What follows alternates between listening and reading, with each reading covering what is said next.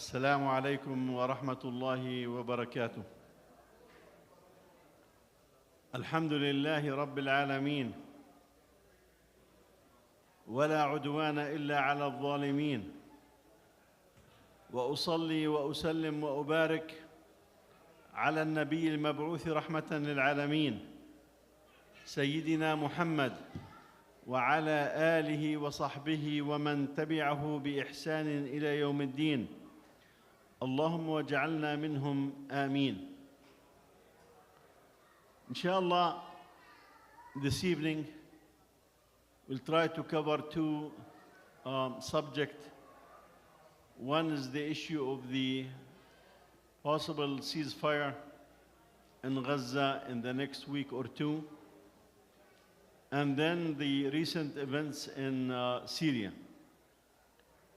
To start with, the last time we discussed the issue of Gaza, it was clear at the time that there's a new momentum that is happening on the US side, on the Israeli side, and also on the resistance side in Gaza toward some kind of an agreement. President Trump kept saying in the past 3 weeks or so that we are close, the negotiations are going well, and so on and so forth. Also, we had the Netan in occupied Palestine sending a representative of the government to Doha, and they have been there for more than 2 weeks. And he's saying publicly, basically, don't come without an agreement. And in the last few days, he even sent high-level delegation to support the negotiation. At one point, they said there is an agreement on every point except for the so-called Murag corridor, which is a corridor of land between Rafah and Khan Yunis, and that the Israelis have insisted on keeping that one. But this useless defense minister, who's really nobody, made a statement that was very interesting. He said this Murad corridor is not of any strategic importance. And that gave an indication that really this is just a delay tactics that Netanyahu is trying to use.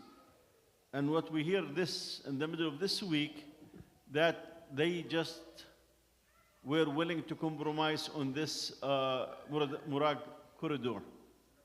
So what's the story? Why do we have this thing going on? What we need to recognize is that there are new things that are happening within this Zionist entity. First of all, the killing in Gaza have reached almost 100 a day for those who are going to get food. I mean, this has been a feature almost every day since they start this new arrangement of them distributing the food through this Israeli-American organization. Daily, people go to get food and they are being shot and killed.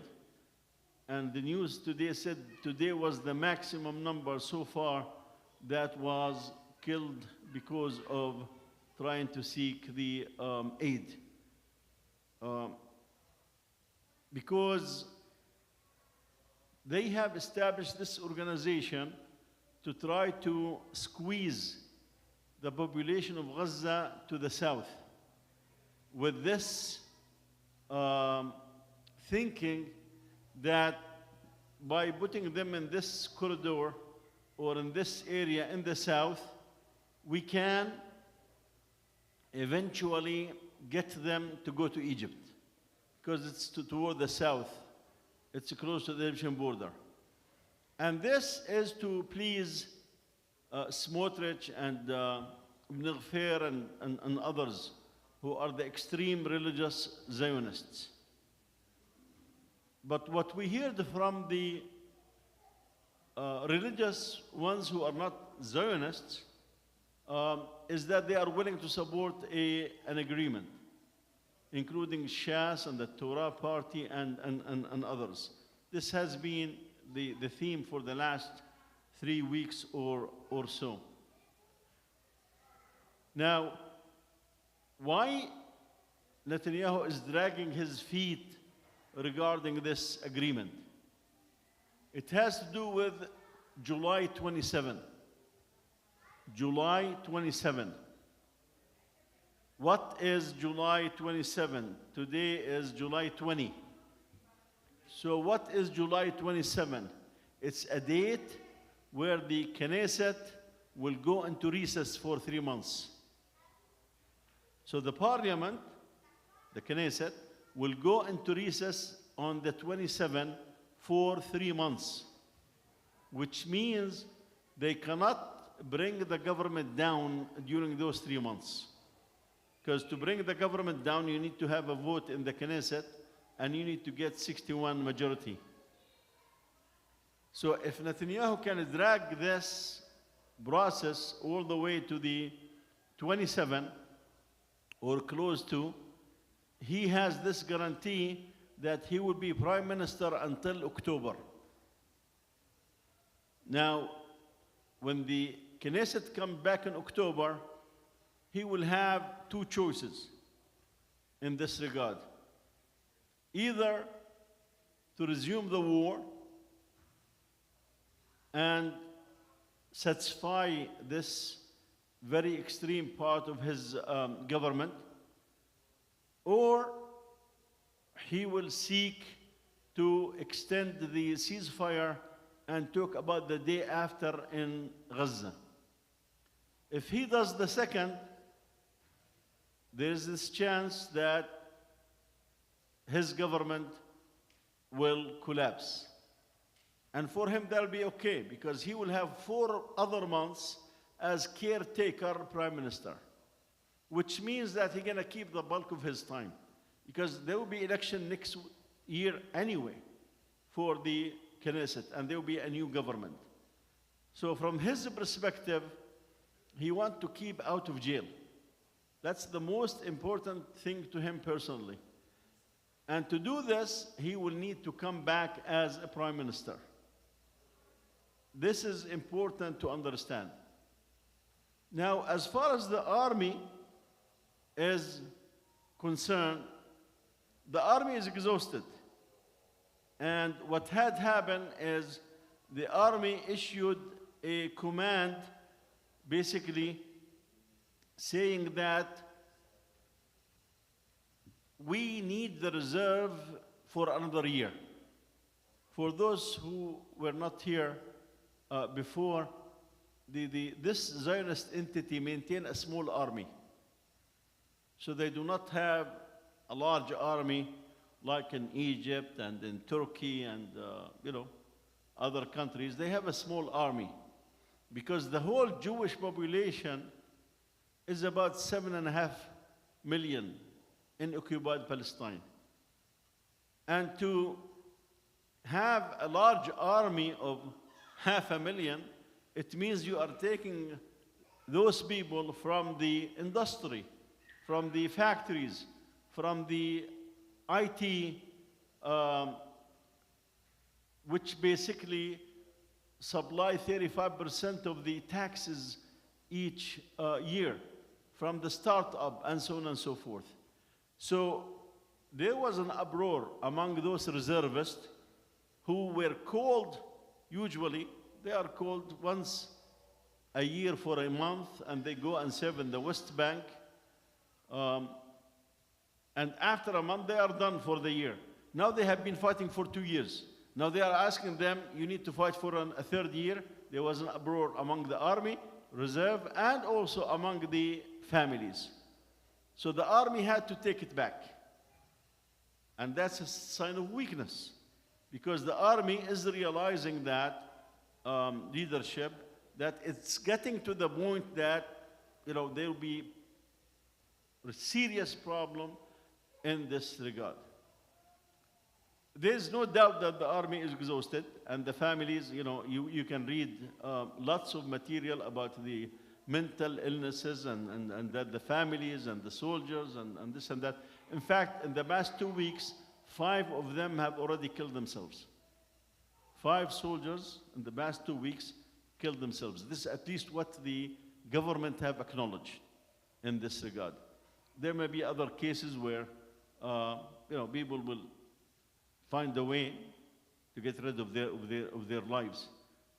And this is something that what the Quran says, إن تكونوا تألمون فإنهم يألمون كما تألمون. Yani you as an ummah, we as an ummah are suffering when we see what the people of Gaza are going through, and they are taking the bulk of this suffering. And Allah said they suffer just the way that you suffer in this regard. The economy is not really doing good in that regard. So basically, the startup have really dried to a certain point. The status of the country in terms of confidence, in terms of the institutions that do scale and look at governments is in the negative in this regard because of the continuation of the war and so on and so forth. So from those plus other perspective, within the country, they need the ceasefire. But he needs it while still maintaining his position as prime minister and having a good chance that if there is the next election, which will take 4 months, if they break the government down in October. Now, something happened this week, which also added some significance to this. The religious parties left the government. The religious parties have left the government. So the government were left with 61 votes, 61 members. Remember, they had a very comfortable majority in the Knesset. So when those religious parties, and we will come to it, when they left the government ended up with 61 members, so 61 votes. Now there is one guy who's also from a separate entity, but he is anti, transgenders, anti-Qawm Lut, anti all these things. So basically he said the government have failed us. They promised me that they will introduce education system against this lifestyle and the transgenders and those people who do the Qawm Lut thing and this and this and that. So he said, I am leaving the government. So the government now have only 60 members in the Knesset. What does that mean? It means they cannot pass a law. Because to pass a law, you need 61 votes. And they do not have 61 votes. I will come to the religious parties in a second. What adds insult to injury is that the Shas party, which is really mostly have Arab and Eastern, not European, Eastern Jews, headed by Dir'i at one point. It was headed by Abu Hasira, and those are Moroccan Jews. So this group of Shas, which have, if I'm not mistaken, 10 members, yesterday they announced we are leaving the government. So they submit their resignation, and the government now has how many members in the within the government? Those who are in the government, they have 50 votes that support the government for those who are within the government.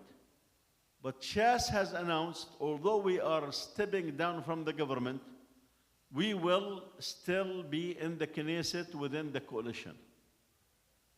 And this really struck a compromise. Why? Because the religious parties, and this is the scandal that really was announced when the leader of this Torah party had an interview, and he said, we really were fooled by, that's my language, by Netanyahu. He told us to support the judicial coup when, remember, before the event of October 7, the government tried to change the law so that the courts have no say on the government actions. Now, whatever the government do, anyone in the country can go to the courts and objects to it.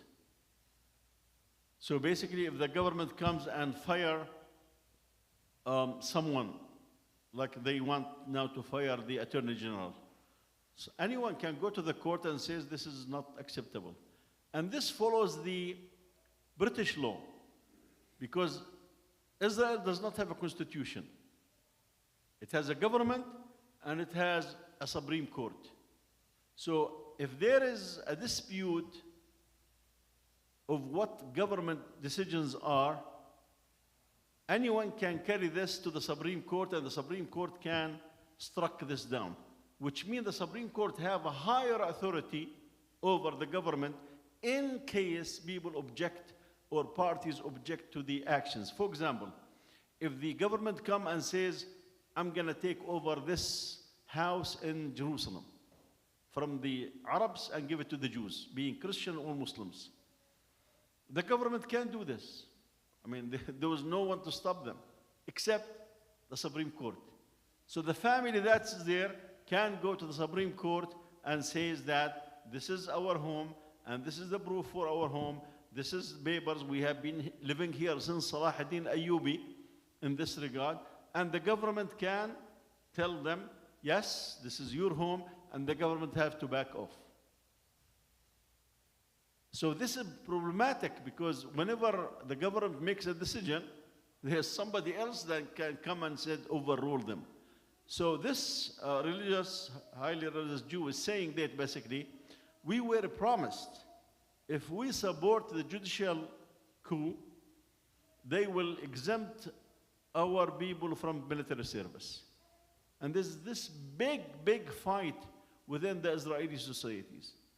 Because 15% of the society are those ultra-Orthodox who do not want to serve in the armed forces. Men do not work, they just study the Torah. That's their job, that's all. And the government support them with money, support their schools with money, and support their living and so on and so forth. Some of them, their wives work, but the men, they just all the day study the Torah. And the rabbis are saying, basically, their rabbis, that Israel is safe because of their reading of the Torah, not because of the army.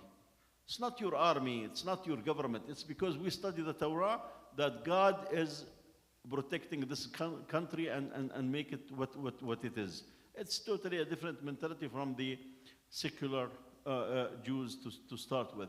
So he's saying, basically, Netanyahu promised us that he will give us that exemption from if we supported that. He said we were fooled. Yeah, we supported, and he did not fulfill the thing.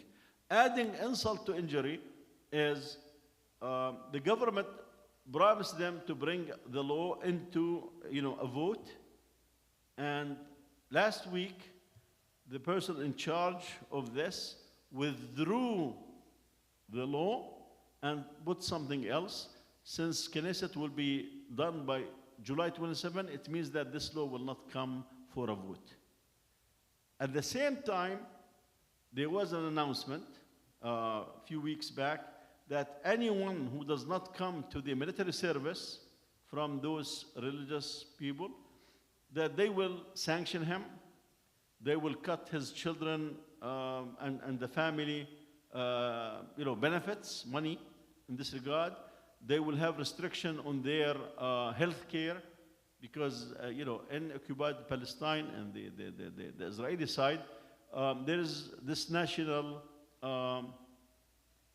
care or health care for all the population. Not, of course, not the Palestinian ones in the West Bank, but it's just for the people of 1948, including the Arabs, Christians, and Muslims, and also for the people of Jerusalem and those who live in the vicinity of Jerusalem, plus the settlers. So that became clearly an attack on those religious parties. So they decided this week to leave the government, and they did. They did, however, Shas, which is not really, they are also considered religious in this regard, but they are some kind of an on and off allies with those ultra-Orthodox from Europe and the US. So they announced that they will also quit the government, but we will still be within the coalition. Because if they say we are not within the coalition have 50 votes, basically it's over for them. They cannot, sustain this. But Shas stepped down from the government, from their ministers, but they kept that coalition. And what's interesting, it just gives you the mentality and how far is the society, the differences, how big is the differences, that there was this spat between the Smotrich, Ibn Ghafir people, and the religious people. It was mainly Ibn Ghafir who took the lead. So Ibn Ghafir was saying basically to those religious, you need to be ashamed of yourself. The country is fighting. They are also religious, the Ibn Ghafir and Smotrich, religious Zionists. But the other parties, they are religious, but they are against Zionism in this regard. So he was saying you should be ashamed of yourself. The country is this and that and war, and you are not contributing. You are not, fighting in this regard, and and this and this and that.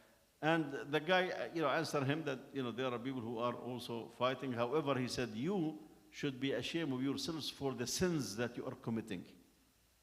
Now, you should be surprised to know what are the sins that Ibn Ghafir is committing. His intrusion on Al-Masjid Al-Aqsa. When he invaded Al-Masjid Al-Aqsa, that's to the ultra-Orthodox Jew a big sin. Remember in one of the lectures a few months ago, I said when the West Bank and Jerusalem were occupied in 1967, there was fatwa from all the rabbis. It is haram, forbidden, for Jews to go to the vicinity or the boundaries of Al-Masjid Al-Aqsa. Because their aqidah, they're thinking that we are najis, impure, for the history that they went through. And there has to be certain incidents that will take place, then they can go and step in the arena of Al-Masjid Al-Aqsa. That was the case after 1967 war. So there was no issue of Jews invading Al-Masjid Al-Aqsa. The 70s, none of this. Now, with the 80s coming, we have this Zionism, religious Zionism that came, who are really the students of Meir Kahane. Meir Kahane is basically one of the main terrorists in the country. Even the US sanctioned him after the early terrorists of Menachem Begin and Shamir and company from the time of the British. So he came and said, no, we should expel the Arabs from Palestine. And we should take over Al-Masjid Al-Aqsa, and we should build our temple and this and that. So those people who are now Smotrich and Ibn Ghafir, they are the student of that movement. And of course, for those who do not know, um, this guy was supposed to give a talk in New York. And someone from Egypt, a young man by the name of Sayyid Nusayr, dressed as a Jew, and entered the synagogue where they are giving the talk and kept getting close to him till he was very, very close, killed him and escaped. Eventually, of course, he was caught, so he's in prison serving, time for that, killing of this criminal Zionist in New York. So those are people who are following. Now, Netanyahu is trying to satisfy those people because he can, on one hand, maintain at any time, get those Shas people along. So if he stops the war, quote unquote, permanently, then definitely those people will leave the government. No doubt about it. No doubt about it. Remember that when there was the ceasefire, the first one, Ibn Ghaffir left the government, and he only came back when the war resumed. Now, the issue of getting the Gazan out of Gaza, we had a representative of the Mossad coming to Washington recently to discuss how to remove the people of Gaza from Gaza. But at the same time, we had this statement from the foreign minister in there saying that basically we are not gonna stay in Gaza and we are not gonna get the people to move forcefully from Gaza, but we will not let Hamas control Gaza. So that's the foreign minister, which really indicates that for Netanyahu, this is not something that he will push on the short term over the removing the people of Gaza, which is something that being pushed hardly by Ibn Ghaffir and Smotrich and company. Yes, he made the statement at one point that the war in Gaza will only end if Trump plan is in action.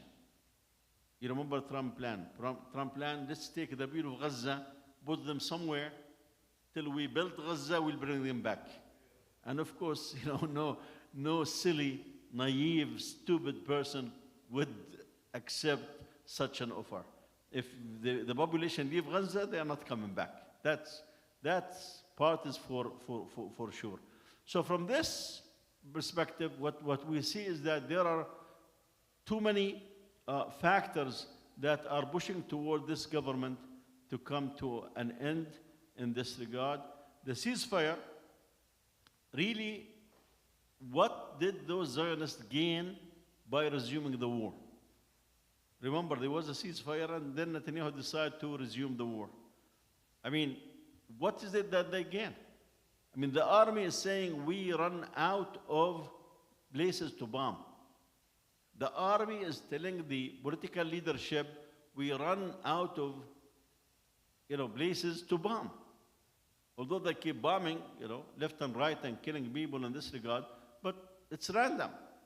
It's not something that, getting to so-called, the Hamas people. Now remember the three things that occupy the mentality of the Zionists in Palestine. Remember those three things. And that can explain many things. Because someone may ask how in the world the Jews who came out of this Holocaust, they are doing the same to other people. How? How in the world this is happening? I mean, those people were supposed to be telling the world that we are the people of the high moral standard, we are the people of this, and we are the people of this, and how could this genocide, keep going by those same people? Because some people really wonder, what is it? How could, humans do this to humans? We have people in the hundreds who are falling dead from hunger. I mean, you see it on live videos, people falling dead from hunger, children not finding the basis. How could this? Again, To understand this, you understand the three principles that form the mentality of those Jews in Palestine, or at least the bulk of them. The bulk of them, and pushed by the Zionists. The first thing is that we are the chosen people. We are the chosen people. And if you are the chosen people, I'm not sure who chose them. Satan can be, a candidate in this regard. Who chose them in this regard? But if you have this mentality, then you are superior to others. The second principle, we are always victims. Even if they take you and slaughter you with a knife, they said, I am the victim. But you are killing, about 60,000 people already, other than those who are missing. And there are about 160, 170, 180,000 who are injured, and so on and so forth. Bulk of Gaza is destroyed. Yeah, we are the victim. You remember October 7. Yeah, if the aim is to weaken Hamas and to get rid of the political entity in Gaza that is Hamas, there are ways to do it. Of course, I'm not gonna, be here and talk about ways to do it. But this is not their objective. Their objective is the third point. So remember the first 2 points. The first point is that we are the chosen people. The second point is, after that, we are the chosen people, we are the victims. Remember the Holocaust. Remember what happened in this country or in that country. And the third principle is, people in Palestine are not people. They do not deserve to live. The people in Palestine are the enemy. They have to leave this land. And I like one of the illustration that was made by this person, saying basically, you need to remember that when people come out from Poland, from Ukraine, from Russia, from Ethiopia, from any place in the world, and they're coming here and telling the people of the land, you need to leave. This is our land. They have to have a story. They have to have a story. You cannot just come and say, just leave, we want to take your place. We are thieves. We are colonialists. We are criminals. We want to steal your land. We want to steal your house. Just like this Zionist in Al-Quds, Sheikh Jarrah. He came and he want to take over a house of a Palestinian. And this Palestinian said, on what basis are you going to take my house? He said, if I do not take it, another Jew will come and take it. So they are speeding, racing on who will take it first. This was on US TV. This is not something that made up by some Palestinians. If I do not take it, somebody else will take it. So they cannot come and just say to their children, we are a group of thieves. We are a group of criminals. We are a group of people who came from all around the world. And for us to have something of our own, we have to behave as settlers, as colonialists, as thieves, as criminals, and so on and so forth. No, they would not do this. So they have to have this story. Oh, we are the chosen people. And this land was ours 3,000 years ago. And the Romans drove us out of it. So we are coming back to what God has. You see the story, how the story is? And you add to it this part that they inserted in the narratives, we are victims. Always they are victims. Even when they slaughter you, they are victims. Remind me of a story in South Africa when the British Army was there. The newspaper at one point published this article, which was really very interesting. So they met with this British, colonialist who was in the army. He was saying the Africans are savages. So the guy said, can you explain? He said, yeah, I had my knife. I was going to slaughter this guy, and he had bitten my hand. What? You were going to kill him, and his crime is that, I mean, he's tied. So the only thing is he has his teeth. So he had bitten his hand. That's the last resort that he did. They are savages. He bit in my hand while I was trying to kill him. It's the same. It's the same principle in this regard. So now this thing, I'm not gonna say this state is crumbling. Not yet. But the contradictions are big. And those three principles are no longer accepted by the world. You see, for a long time, the whole world in the West, Russia included, have supported those Zionists in Palestine. Russia have given them 2 million Russians. There's about 1.5 million to 2 million Russians who came from, where did the 7.5 million came? The big number came from Russia. So they were supplying them with men and women. And many of those were very highly educated. They did not start from scratch. The worst of those settlers in Palestine who are attacking villages are the American settlers. They are being breastfed on the hatred of the so-called Arabs. I remember a teacher of mine in Brooklyn College when I was in pre-engineering. The Brooklyn College was 70% Jews. And we had about 20, 30 Muslims there. And at one point she asked me, the teacher, where are you from?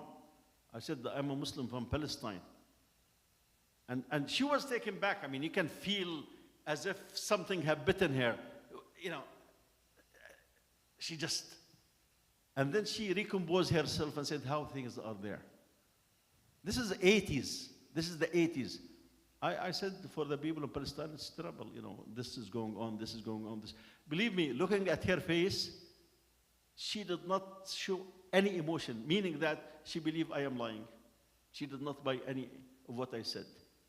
SubhanAllah, that was a spring semester. At the end of the summer, I did not take a course with her, but she saw me on campus and she pointed to me.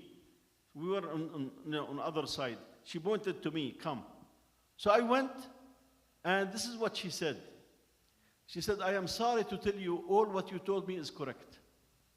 And she said, that was a shock to me. That's what she said. She said, I am sorry to tell you what you told me about the Palestinians is all correct, which she did not believe originally. And she said, that was a shock to me. She said, because in the synagogue and in the school, those Jewish schools, they told us that we are the people who are with the high morality. We are the people who have the highest standard. We are the people, and the Palestinian people are the terrorists, are the savages, are the killers, are the bloodthirsty people.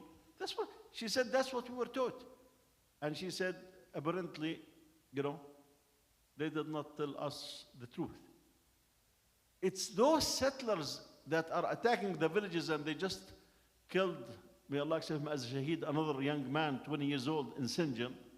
This is the 5th one to be killed by those settlers. And this tells you where those are coming from the US.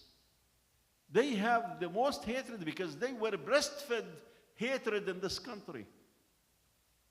And alhamdulillah, that the new generation, there's this poll that says 50% of the Jews, the young Jews in America, they support Hamas. How? Did we do much in this regard? No, it's Gaza. It's Gaza. It's Gaza. Keep giving. Gaza keep giving to this ummah, and the ummah is turning its back on Gaza. This whole change of the attitude, and I'll close with this, even gets to the MAGA people.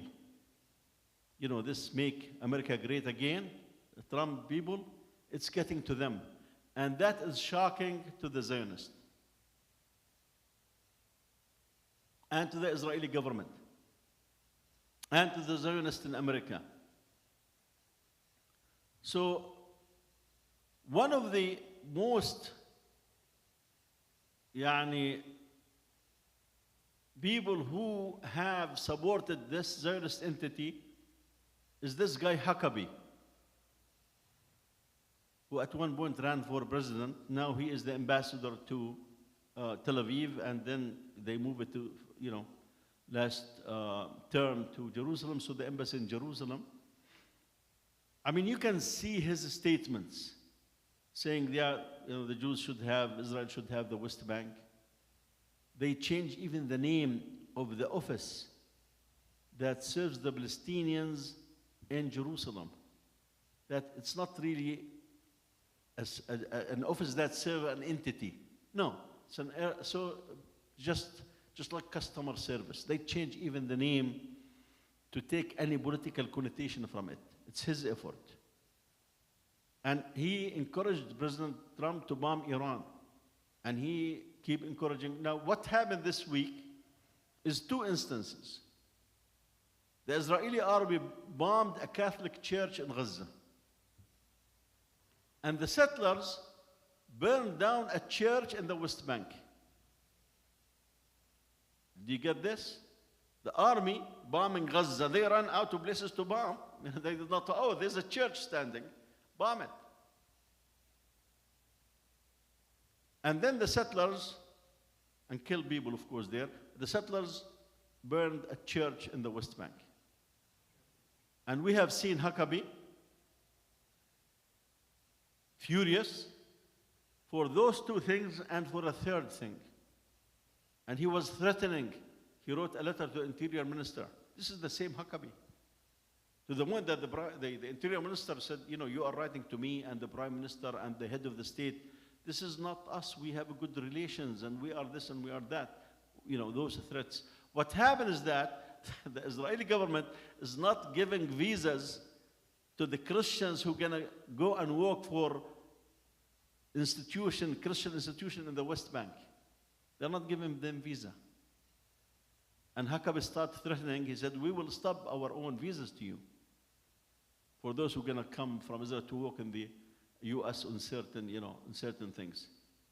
And he started talking about the church. He said the churches, the mosques, and the synagogues are places of God. They should not be bombed. Now, what's really interesting is that, does he know that hundreds of mosques were destroyed in Gaza? Does he know that few miles from where he is, there are people who are dying from hunger, children who have nothing to do with Hamas or Hamas or Halas or any of those things? Of course he knows.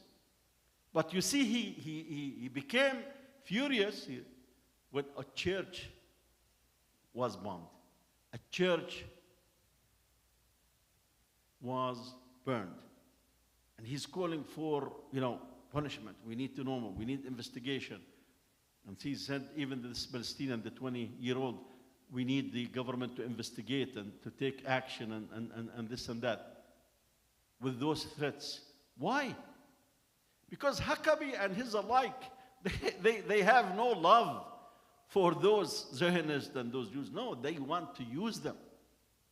Their aqidah is support them so they're going to get strong and the Messiah will come and then we'll tell them, convert to Christianity or we'll kill you. That's their aqidah.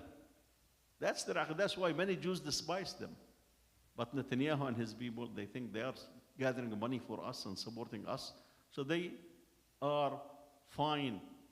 Said when the things come, we'll deal with it in this regard. So Huckabee is one. Secondly, some of you have seen some of the videos from Tucker Carlson, and who is now a leader in the MAGA movement. I mean, he said some of the statements that really shaken the people who are supporting this Zionist entity in America. Not to mention what, the response was even in Israel itself.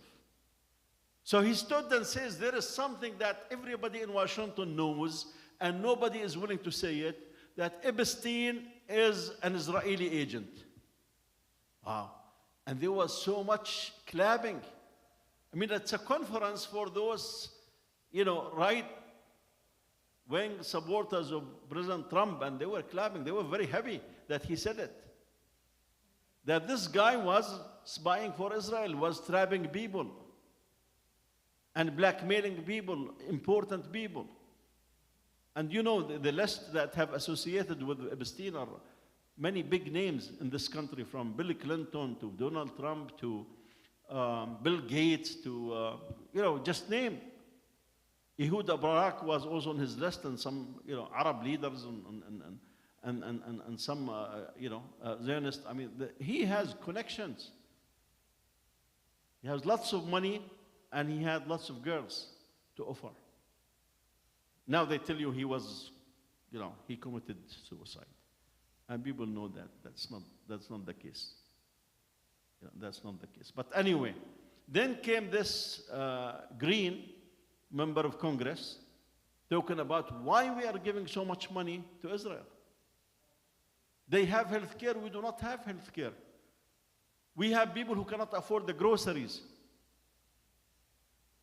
And then you have articles written, if you bomb churches, you're going to lose my support. Those are the main leaders in the MAGA movement. And this is only recently.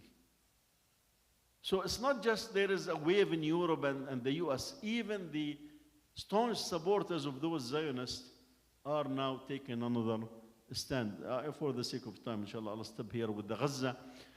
On Syria, shifting gears, although this is not really directly related, although it's not totally disconnected from the issue. What happened in Syria is there is this guy by the name of Hajri. He's a Druze leader, among other Druze leaders, in a city called Suwaida.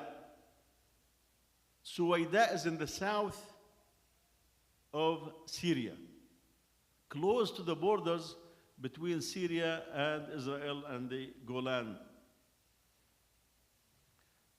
Druze number about 1 million people in the world, bulk of them in Syria and the occupied Golan, and a big number also, not as big, is in Palestine and Lebanon. They are an offshoot of Islam. We discussed them at one point. Basically, they believe in 6 or 7 prophets. Muhammad ﷺ is one of them, and there's Muhammad bin Ismail that came after him. They have books, their own books, and they believe that Al-Hakim bi Amrillah al-Fatimi is God in the flesh. This is a guy who ruled the Fatimid dynasty in Egypt.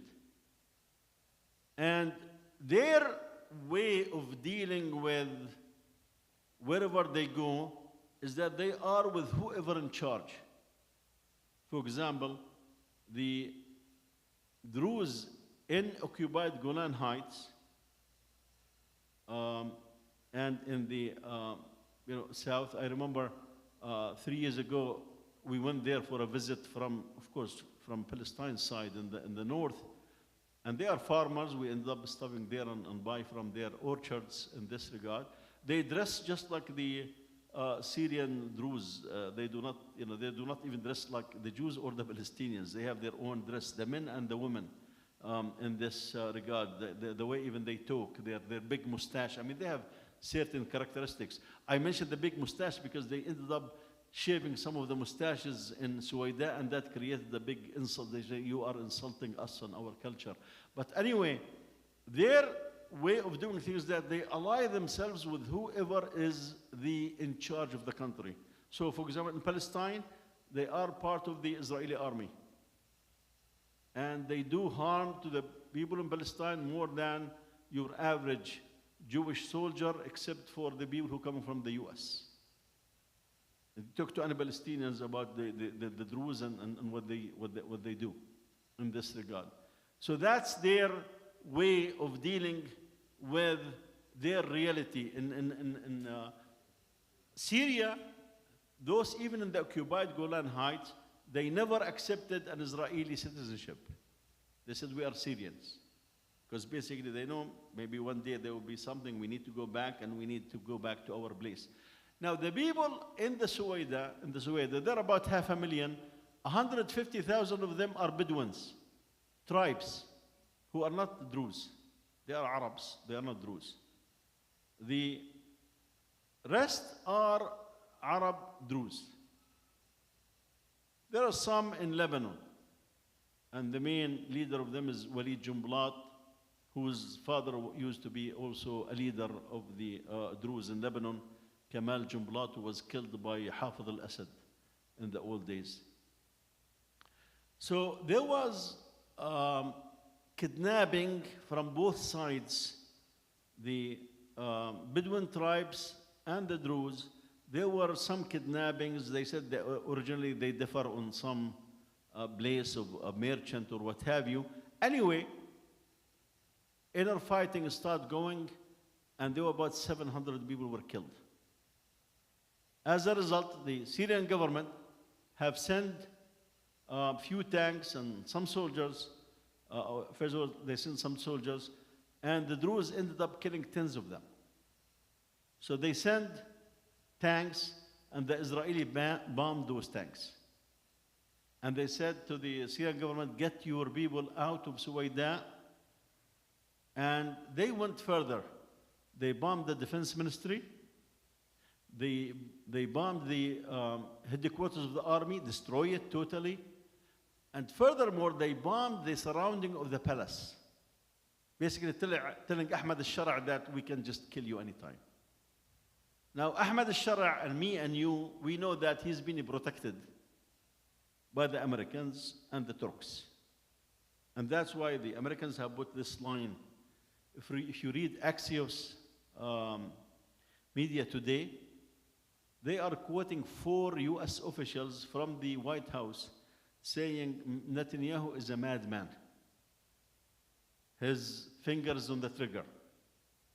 And they are saying how in the world, he would do this bombing in Syria when the President Trump is trying to have stabilized the country. Some of them saying he's out of order. He's out of control. And we know that Rubio have basically objected to the action that the Israeli government have done, and he condemned it in this regard. And we know that the American representative met with Jordanians and Syrians in Jordan to try to bring so-called ceasefire. And of course, the American was in contact with the Israelis. And they reach this ceasefire. Now, why in the world would the Israelis be part of this ceasefire? Because the Israelis have told the Druze in Palestine, you are our brothers and we will protect you and your brothers in Syria. Not just this, they allow hundreds of Druze to go from Palestine armed to Suwaida. Of course, if you buy the Israeli government narration, they said the border police were overwhelmed. We could not control it. Oh, come on. Oh, come on. You are telling me the borders between Syria and Israel is just, that. So again, that's a big lie. That's a big lie. So there's this country, Syria. The Suwaida is a city in this country. So the government should have a say in what's going on, but the government have accepted the ceasefire and withdrew their forces from Suwaida, which the Israelis made a condition that they will not interfere. What happened next is that this Hajri guy and his gang start killing and raping some of those tribes to get back at them. And fighting erupted again, but this time the tribes and those Bedouins, they get support from other tribes and Bedouins, and they came to Suwaida and they took over the center of the city and they took over some of the surroundings, and basically now the Druze are in trouble. And this same Hajri guy, the criminal, who is a tool in the hands of the Israelis, of course, they made the promises to him. Oh, he said, oh, we need the government to come and separate the fighters. Wait a minute. I mean, you and your masters are the one who said we do not want any Syrian army, any Syrian police, any Syrian this in the city. You are the one who said put this condition. But when they really got the lower hand and the tribes get the upper hand, suddenly the same Hajri is asking. Now, the other Druze, by the way, are saying that we have to work with the Syrian government and we have no interest in fighting the Syrian government or this, and we want to be part of Syria. But the Israelis are not asleep. The Israelis, when Bashar al-Assad regime fell down, they had three very important cards to play in Syria. Other than that, the Syrian government is very weak. It does not exist. The country does not exist. It needs to be established because basically fragmented. So they have three cards. They have the Kurd card in the northeast. They have the Alawite cards on the coast, and they have the Druze card. And the aim of the Israelis all along is to divide Syria into different parts. It's not of their interest for Syria to be one country. I mean, that's their strategic objective in Syria. But things did not work according to the plan because suddenly Erdogan was able to convince Trump that we need this Syria to be one country and this will be the best for the US interest and so on and so forth. So Trump came and lectured Netanyahu in Washington, D.C., saying basically that Erdogan is my friend, he likes me and I like him, and we want any differences over Syria to be solved peacefully. Meaning stop bombing Syria, because the Israelis were bombing left and right. The Americans, basically with this MAGA business, they do not want to leave their army in Syria. So they start withdrawing the army that is protecting the Kurds in the northeast. And the Israelis were, really very angry at the move because basically it will defy one of their objectives, is to have this Kurdish entity there. Adding insult to injury for them is the Kurdish Workers' Party, which have been fighting in Turkey for 40 years with more than 50,000 people killed. They decide to lay down their weapons and go through the democratic process in Turkey after Abdullah Öcalan appealed to them to do the same thing. So basically the cost of the Turkish army came, invaded in one narration, liberated in another narration, whatever you want to use, that part of Syria and took over to protect, because for them, I mean, they have made it clear in the old days to the Americans that you keep talking about ISIS. ISIS for us is a security threat. But the Kurdish issue for us is an existential threat. 40% of Turkey are Kurds. So Turkey got into Syria, kept that area, controlled Idlib, where Shara and his people started their movement against the regime for many years, with an understanding of with Russia. Of course, Bashar had no say in this regard. Now Erdogan is saying to the Americans, leave Syria and I'll take care of the Kurdish issue. And they can be integrated in the Syrian army and so on and so forth. So that was a lost cause. The Israelis could not get it further. The second part is the Alawites in the coast. And they have tried, they did massacres of their own, and they were massacred too as a result of what they have done.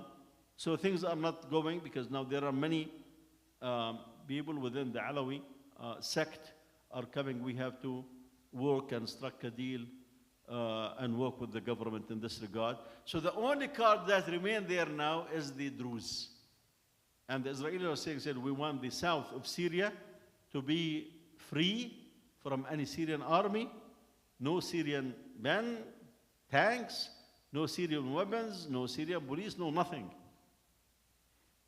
And we have seen some of the Druze homes raising the Israeli flag in Suwaida. In Suwaida. So this guy Al-Hajri, who, as I said, got those promises from the Israelis, now start shouting for the government, come and send,